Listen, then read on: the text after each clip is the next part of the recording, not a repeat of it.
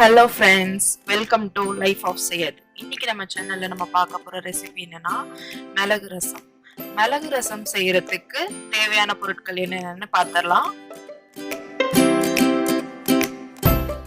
மிளகு, சீரகம், பூண்டு, காஞ்ச மிளகாய், கருவேப்பிலை, தக்காளி, அப்புறம் கொஞ்சம் பெருங்காயத்தூள். ஃபர்ஸ்ட் மிளகையும் சீரகத்தையும் ஒரு மிக்ஸி ஜார்ல போட்டு அரைச்சி எடுத்துக்கோங்க. அதுக்கப்புறமா ஒரு தக்காளி, அப்புறம் ஒரு 3 பல்லு பூண்டு, 2 காஞ்ச மிளகாய், அப்புறம் ஒரு எனக்கு கருவேப்பிலை அந்த காம்போட போட்டு நல்லா ஒரு கோர்ஸ் பவுடரா அரைச்சி எடுத்துக்கோங்க. கோர்ஸ் மிக்சரா.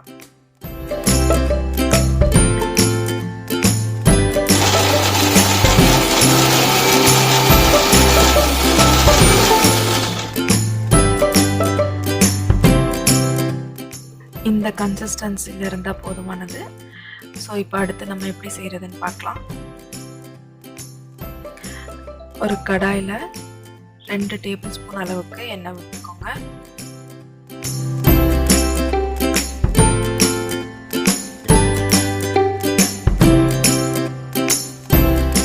எண்ணெய் நல்லா காஞ்சதுக்கு அப்புறமா அதில் கொஞ்சோண்டு கடுகு போடணும்.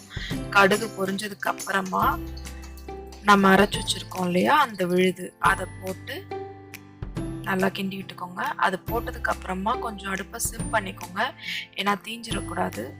ஸோ சிம் பண்ணிட்டு கொஞ்சம் நல்லா மிக்ஸ் பண்ணி விட்டுக்கோங்க அந்த எண்ணெயிலேயே.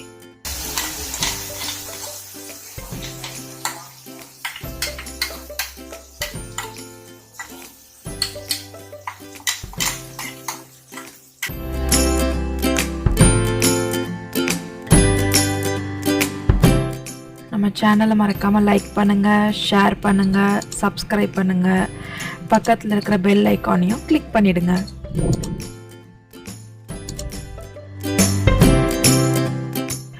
இப்போ இதில் கொஞ்சோண்டு மஞ்சள் பொடி, கொஞ்சோண்டு உப்பு போட்டுட்டு ஒரு மிக்ஸ் பண்ணி விட்டுருங்க. நல்லா அந்த பச்சை ஸ்மெல் போகணும்.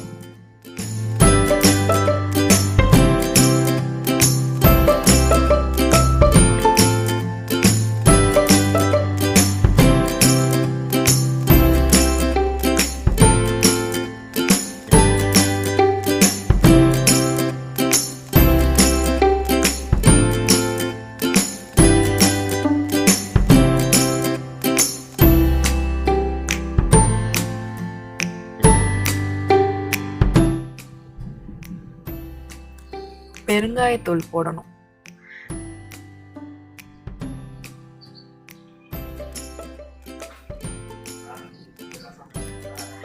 இப்போ ஒரு 4 ஸ்பூன் அளவுக்கு புளி, ஆல்ரெடி கரைச்சி வச்சிருக்கிற புளி வந்து கெட்டியா இருக்கிற அந்த புளியை வந்து ஒரு 4லேருந்து 5 டேபிள் ஸ்பூன் அளவுக்கு போட்டுட்டு நமக்கு தேவையான அளவு தண்ணி ஊற்றிட்டு ரசம் நல்லா நுரக்கூட்டி வரும்போது கட் பண்ணி வச்சிருக்கிற கொத்தமல்லி தலையை தூவி இறக்கிட்டா நம்மளோட ரசம் ரெடி.